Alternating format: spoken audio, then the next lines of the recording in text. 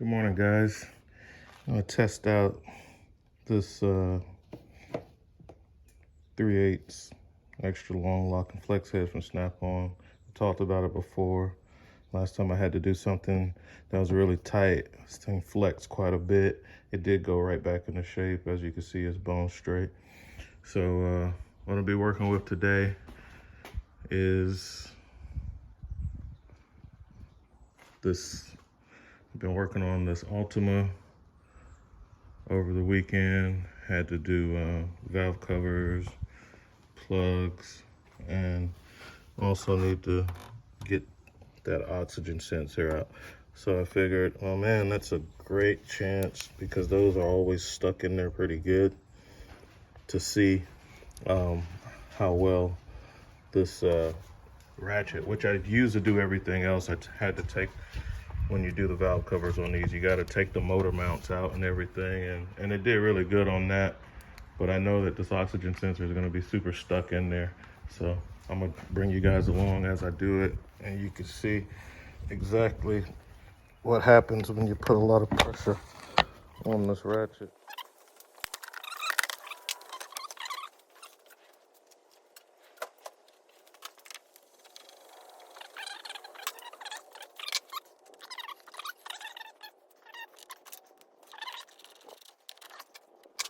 So I'm going to swing you over here, let you see the tools that I'm working with.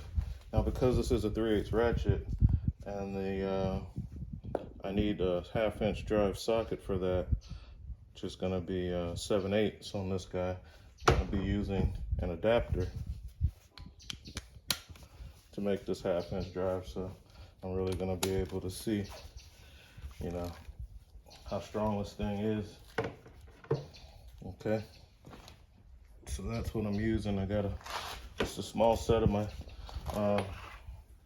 Snap-on sockets here. That's why I don't put these on the trays, because these are, I like to keep some sockets, and these come in a great magnetic tray, and they're just easy to throw in the car and grab my sizes. You know, I got, like, on this set 8 through 19, and then I like to use these tables while I'm working to give me easy access to my tools instead of pulling out the tool cart.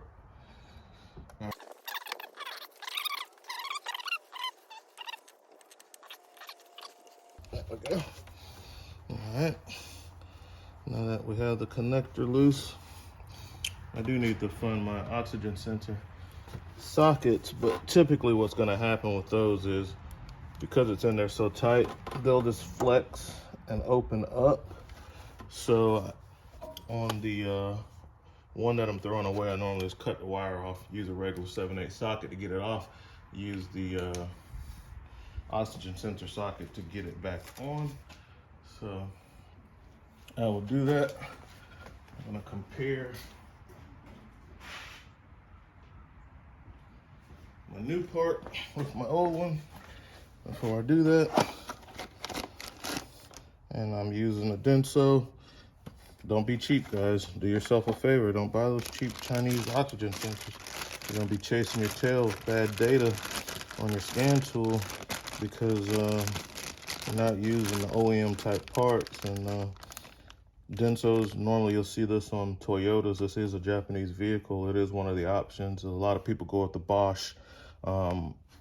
Being that it's Japanese, I went with the Denso. So looking at my connector, making sure my connectors are the same, and they are. Okay, so now I feel safe in going ahead and cutting that wire to get this.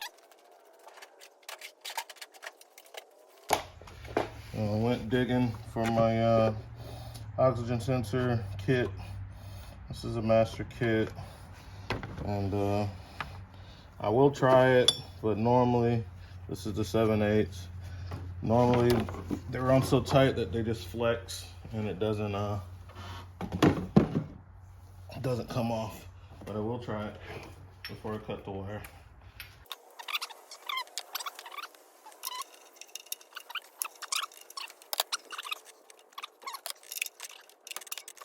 I think it's just slipping.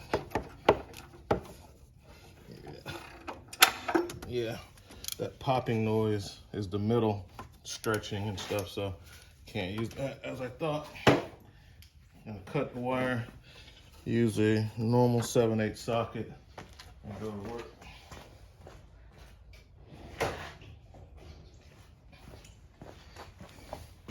High leverage diagonal cutters. You can see part number on there, maybe. Let's go ahead and just cut the wires on this guy.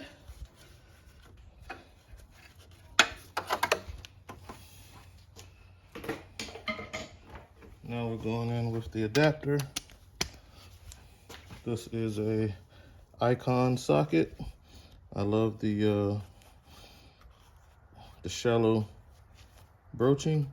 It helps hold the nut. Hopefully it's not gonna hinder me in this application. We'll see how that fits. Oh, no hindrance at all. Slides right over.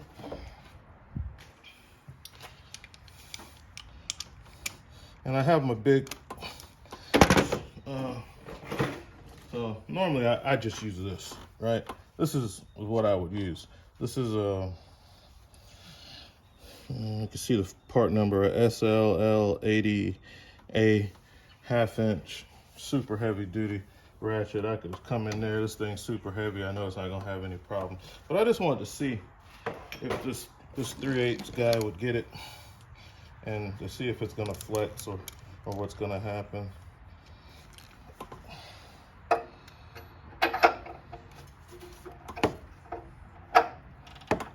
Okay, now we're on there. Here we go.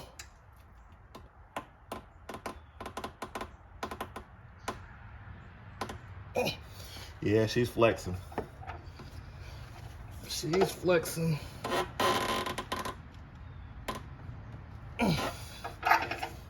Yeah, it's flexing.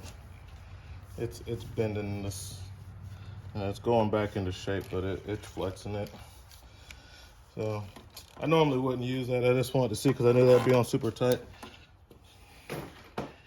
And I'm going with the 1/2 inch. Make sure it's on the off.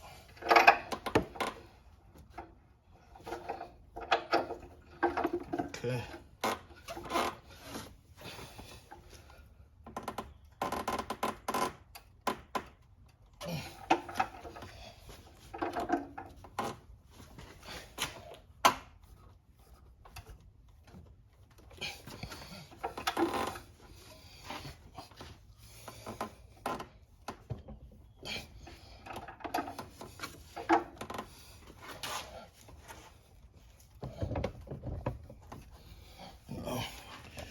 I'm rocking the whole car.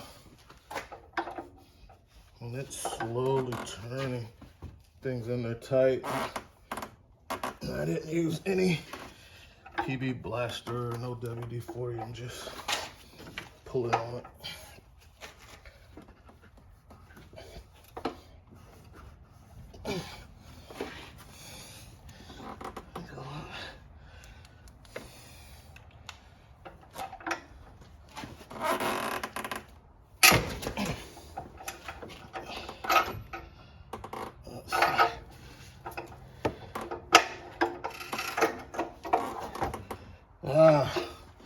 Worst case scenario, snapped off. I'm really in trouble.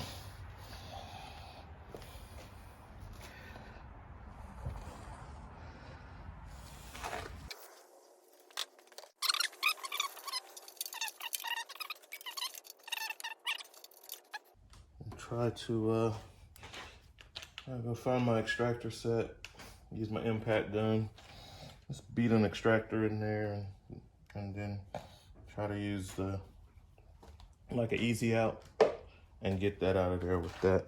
I don't know, see if I can get this off of here without messing up anything. I'll show you where I'm at.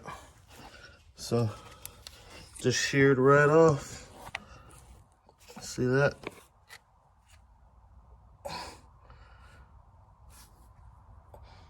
That's where it broke off at, so it wasn't coming out. Somebody probably put it on without any anti-seize, and as you can see, they give you that stuff when you buy the sensor. You got the anti-seize. But this one's been in here since, I mean, this car is like a 2007, and it's the original one. It's never been out, so it's thoroughly baked in there. So we'll be back and get the easy outs. All right, guys. Had to go to the uh-oh drawer and pull out the extractor set. All right. This one's Icon 15-piece. It's made in China, but it does come with Icon's Harbor Freight's lifetime warranty. In a situation like this, this is where I really wish I had the snap-on version. Mainly because, so the possible outcomes is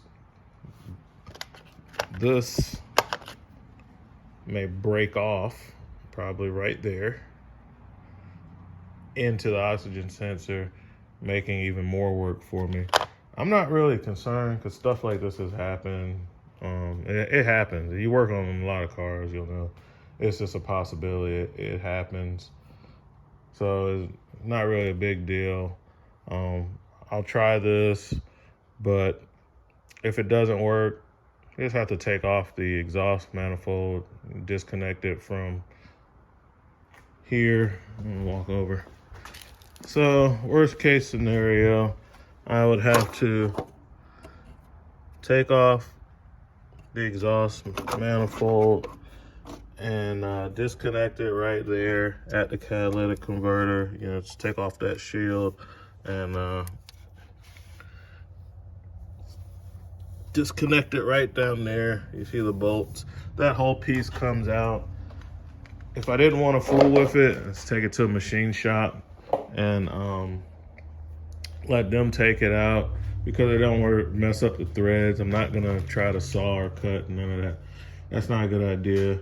I just take it off and work with it hooked into the vise where I can work with it a little more. Probably have to put a torch on it and all kind of stuff like that.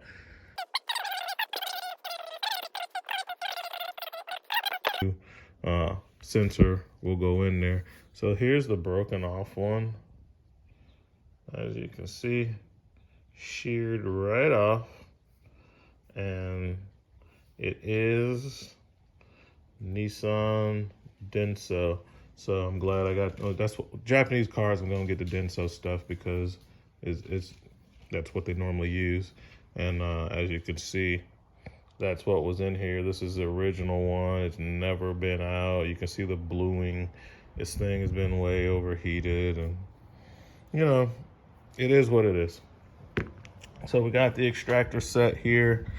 I just need something that's gonna fit probably one of these guys.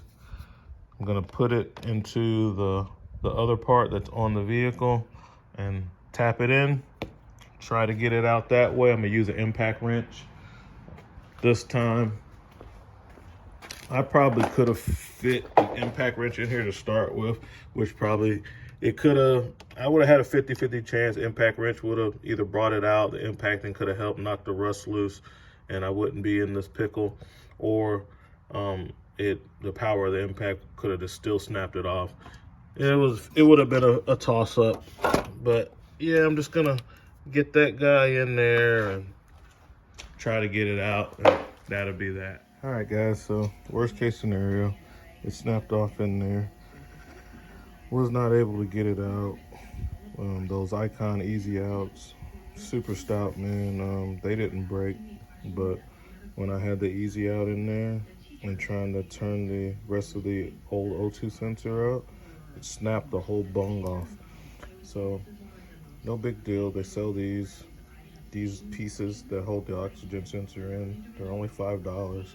So already had to take off the exhaust anyway, so I just bought it. My buddy, he welded a new one on, and that's it. Put the heat shields back on there, put the O2 sensor in there. I'll do it before I put it back together and stick it back on the car. So you got the right tools and you know what's going on. Even when you have a epic fail like that, it's not really a big deal. So since I got this off, I just used a 7/8 wrench to put it back on. It was just easier to do it like that. Stick it back on together. And that's it, guys. It's fixed. That's it.